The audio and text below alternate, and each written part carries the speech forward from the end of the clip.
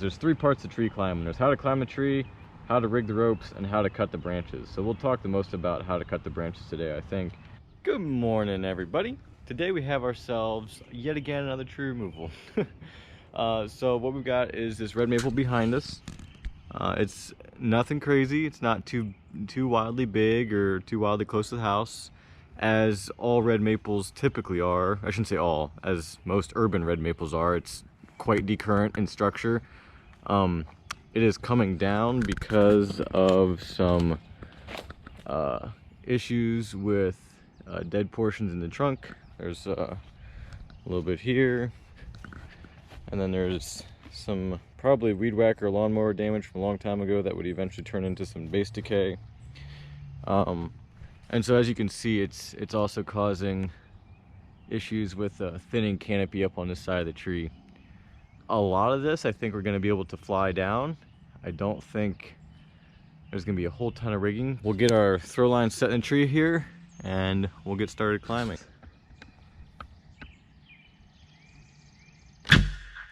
There we go. Alright, so we got our rope in the tree. We got all our gear ready to go up once I get up there.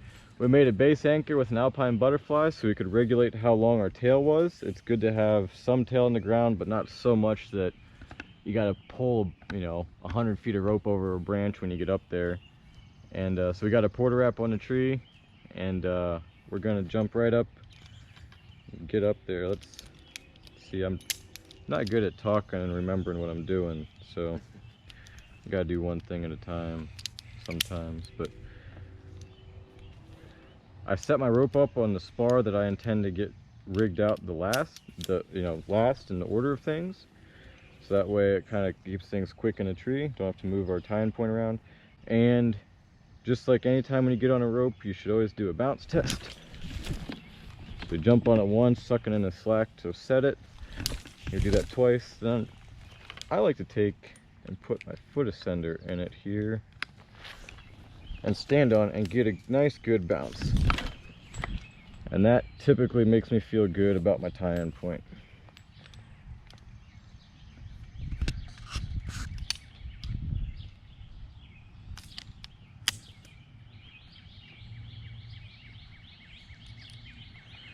Somewhere I've heard it said that for every foot something falls, the force it develops on what catches it doubles.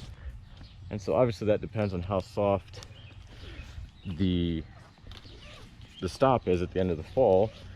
But for all intents and purposes, I think I can about double my weight on a climbing rope by bouncing on it, which I believe the OSHA standard for testing a climbing line is to double the weight of the climber. So somebody let me know if I'm all wet on that line of thinking.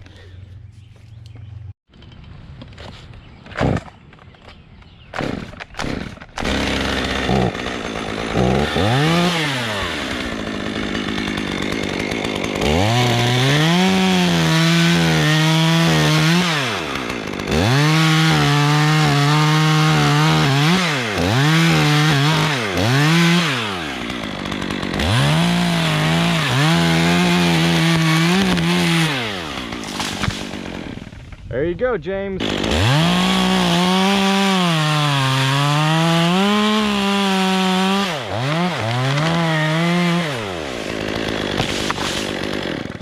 Worked out perfect to land on that other wood. Now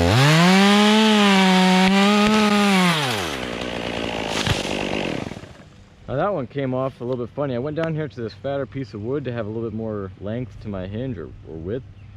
And it started to go the way I wanted to, and then it tore out. So it still missed the little gum tree down there, which is what counted. So today we're flying so much, so I think I'll start talking about some cuts that you can use to get stuff down without a rope. I should just start with this branch here, I guess. It leans out this way, and the top is tangled up in that stuff over there.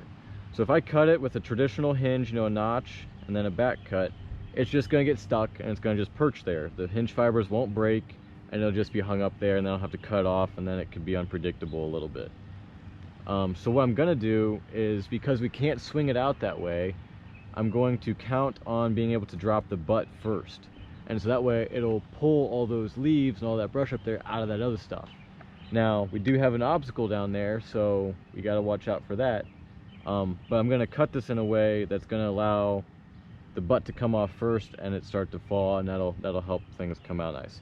The consequence is that it is going to poke a hole in the yard, and so, you know, based on how you sell the job and you know what the tolerance is and what the ground conditions are, you know, if they're super soft or they're pretty hard because we haven't had some rain for a while, you know, something landing butt first may or may not be tolerable.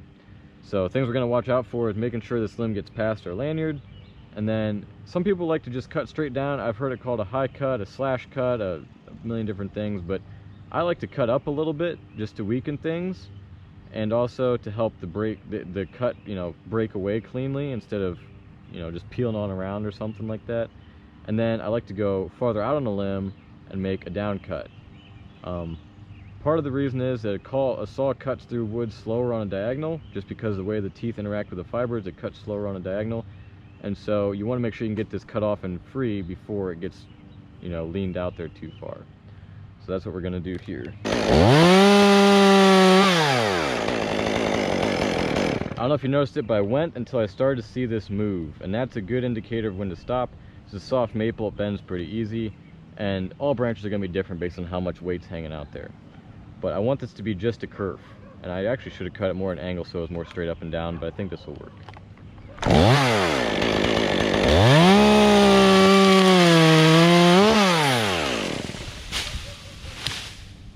Alrighty, so there you saw, it did not go as I wanted it to. It failed a little bit early, you know, it failed when the cut was up in here, and so I ended up having to cut all the way through, and you saw it leaned over and got stuck and came out of there anyway. It worked, it functioned, it just wasn't as pretty and perfect as we would have liked it to have been. Alrighty, here we're going to make a very traditional notch and back cut. Something that's important to keep in mind is that because this is soft maple, it's red maple, we can't really steer it too hard. Otherwise we'll have, the hinge will fail and it won't work at all. Kind of like that cut down there that we made earlier. So what we're going to do is we're going to make our notch, and then we're going to go straight into the back cut. Because there is a little breeze today, I don't want some wind loading to come along and you know, when I've got this cut down to only 2/3 its original size, break it off there unexpectedly. It is also important, because it's leaning out so far, that we get it cut up to the hinge pretty quick, because it's gonna want to start going before that hinge gets real narrow. We don't want to have it split or something like that.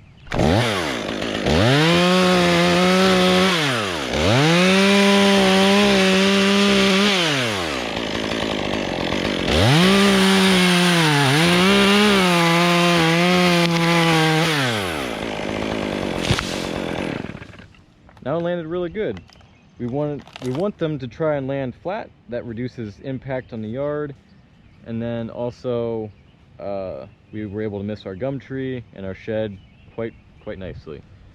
Alrighty, now here we're over on another stem in the tree. That's the one we just finished cutting off. We're going to work on this one now, and what we're going to do is we're going to cut this limb off.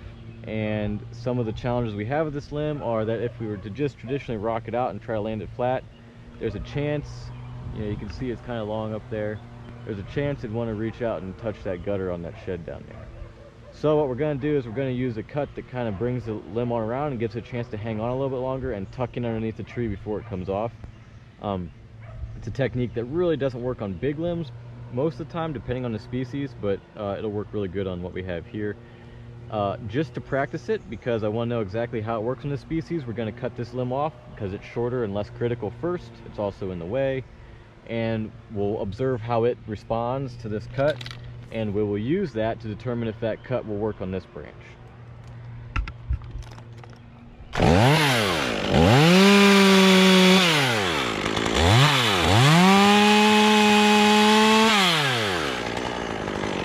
What I've cut out of there is just a really wide open face cut.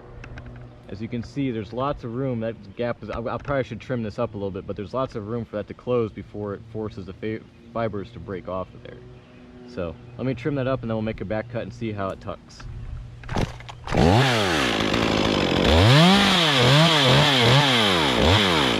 looks good. That looks real nice.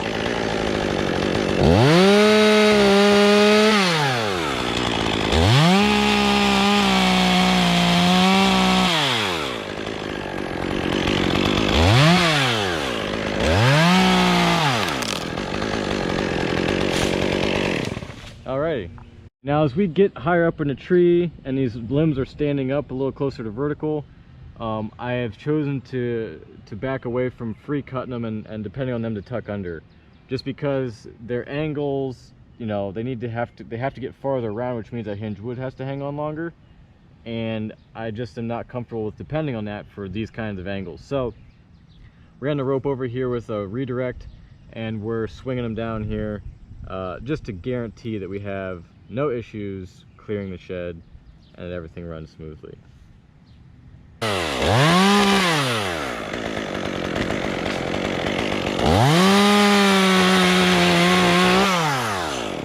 Alright, you can go down with that.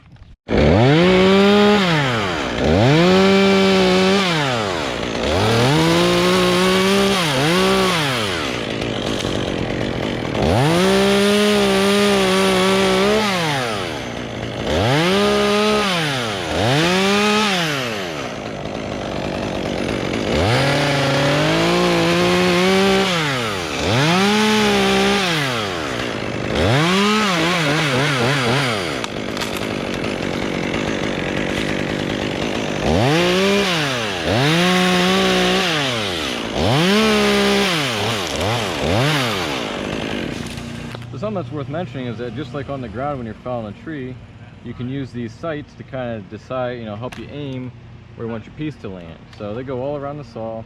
On any saw it's worth anything anyway, they go all around the saw. And I use those to help me line up where I'm going to free fall stuff.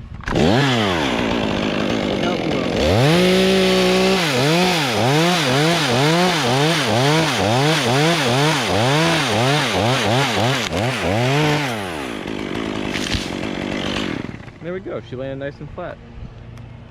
Alrighty, so now we got that spar all finished up and my GoPro quit working because it got too hot in the sunshine. It's a bit of a warm one out here today. So we're on to this section here. This will be the last one where we can free fall a lot, and then that one will have some rigging over the house. This one might have a little bit of rigging over the neighbor's house too. But what we're going to do here is first get rid of this big one that's in our way down here, kind of the understory of things, and it reaches way out, and I was looking at it from below earlier, so I know that it's in close proximity to the house, so I don't think it's directly over.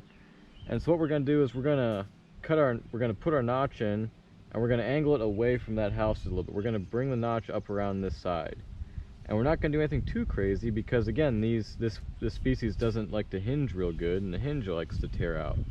So we don't want to put too much stress on that hinge by putting it on sideways because it'll just break and be no good. So just the slightest little bias to this side should do us good success.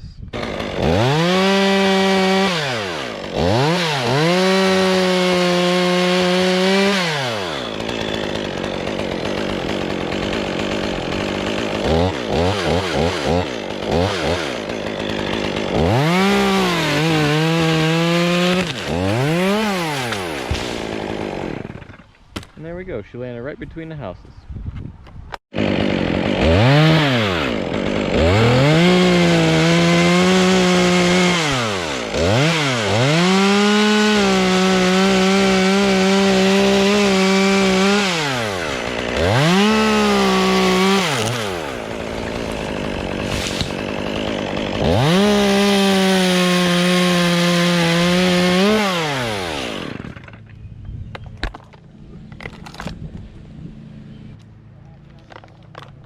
Alrighty, we're gonna fly this one right out between the houses once again.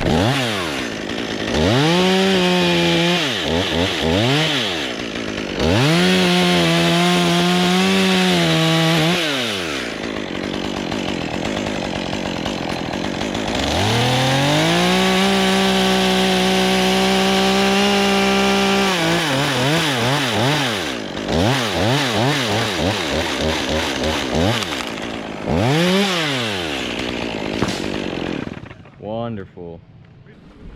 Another thing is you can't get too fixated on being consistent. For example, this spar leans out this way towards this house, and I've been sending most of the materials down into there.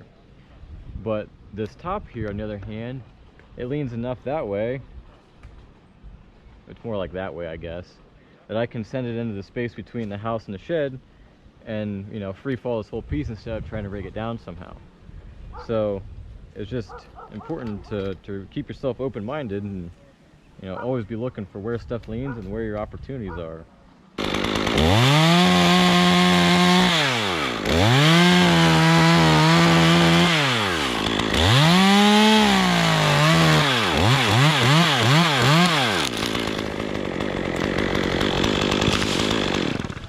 Now that one hit butt first, not too much butt first, but I'll explain why.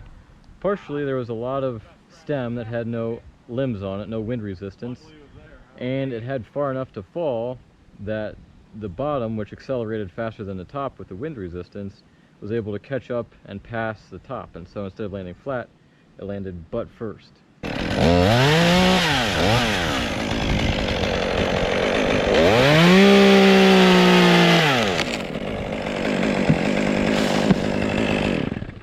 What we're doing here is called a tip tie. If you haven't done it before, it's a really easy way to get limbs away from structures that, you know, I couldn't swing this whole limb down, for example, but I can rig this whole thing out with a tip tie, because the tip tie will, you know, will cause it to fold up against a tree like this as the butt comes down, and so that allows us to take this big old piece. Whereas otherwise, if I only did a bunch of butt tying, you'd have to take little pieces and swing them down so that way they didn't reach the house. And so we have to make them shorter so they didn't reach. So anyhow, this kind of speeds things up. It's important to note that if you do a tip tie, you need to have the rigging point out that way from you so this thing doesn't come back and hit you.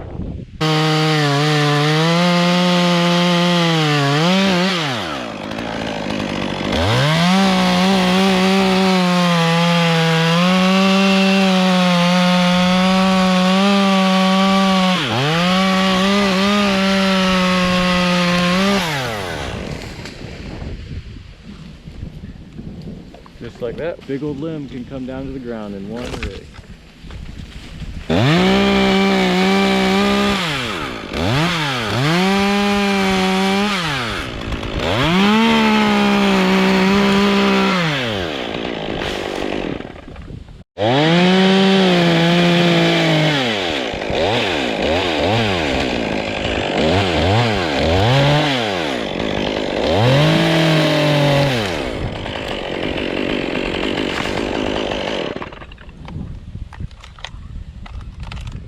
That one I probably made my notch too deep because there wasn't a whole lot holding it there, and that can get a little bit risky. Also, there was this dead limb that was healed over and we probably didn't know about, which made it a little bit less strong too.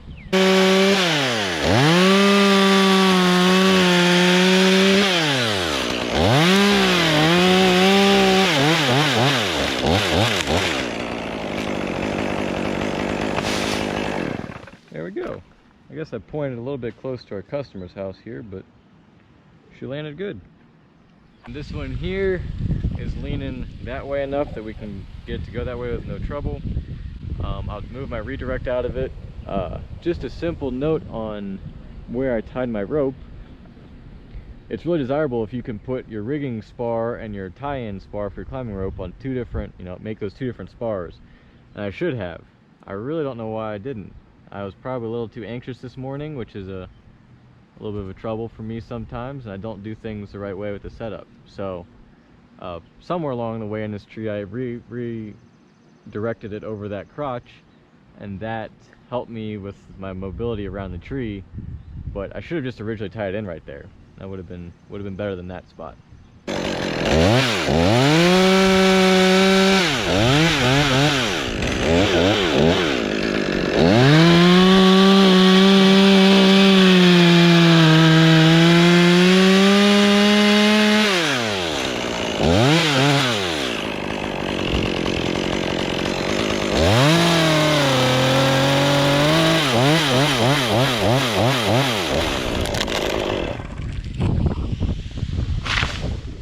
Alright, so what we're going to do is we got the last top in here. It leans a little bit towards that tree, but we want to send it right towards the fire pit down there. So we got a pull rope in it. It does have a little bit of lean that way too, I guess. And we'll cut a notch and we'll send it on over.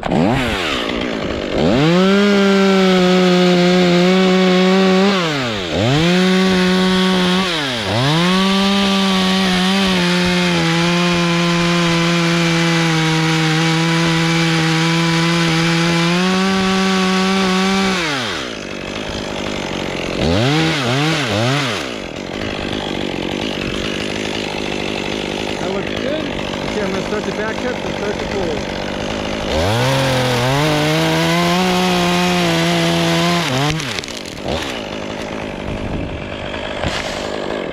Bingo! We like that. Then if you can untie that rope and send it back up to me, I'll tie it onto this stem so we can tip the rest of the tree over. Alrighty, we got things down for the most part, and we got all of our wood cut up for the customer. We got this pile, we got that pile, we got that pile, got all the brush stacked around the fire ring for him. And now here's the stick. It leans a little bit towards the house, but there's a nice fat trunk there. It should give us no problem, nice wide hinge to pull things over. We're gonna aim to put it, where is the fire ring here? Right there. We're gonna aim to put it just aside the fire ring. We can't hit this wellhead, otherwise I'll be out of business in the tree world, because I'm sure my insurance rates will go through the roof. But we're not gonna let that happen. So I got James down there with a pull rope hooked on a little ornamental tree. So that's a little bit risky, but I think it'll go over with no problem. So we'll get to cutting here and we'll see how it goes.